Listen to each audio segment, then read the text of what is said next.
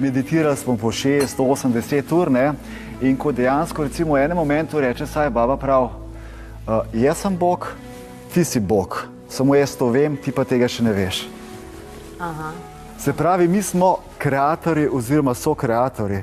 In mi, ne vem, 20 let nazaj sem že predaval čisto intuitivno, ker hvala Bogu imam zelo dobro intuicijo, da mi imamo v sebi tako moč, da lahko ustvarimo nov planet v vesolju.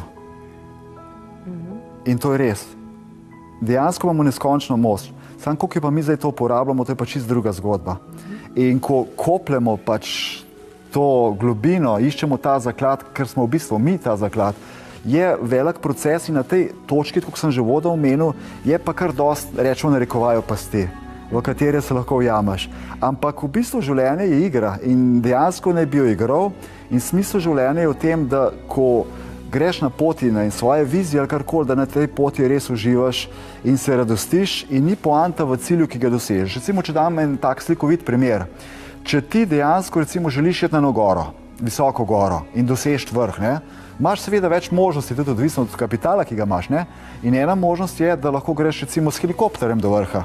In dejansko na vrhu si uživaš in tako naprej miratelj, ampak v bistvu tistega, kar naj bi naredil na poti, ne doživiš. In ta zmaga je zelo grenka. To je osvajanje vrhov, ki nima noben pomen. Ampak poanta je v tem, ko ti na poti do tega vrha v bistvu luščiš vse, kar ti nisi. Recimo v knjigi sem uporabil besedo čebula, da lupim čebulo.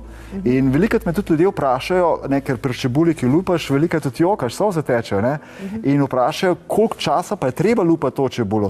Pa moj odgovor ponovadi je, jaz za vas to ne moram reči, ampak za sebe pa vem, da to bo trajalo do konca mojega življenja, ne. Ja. Tako da uživamo na poti in se radostimo in to je tisto, ne, kar je pomembno.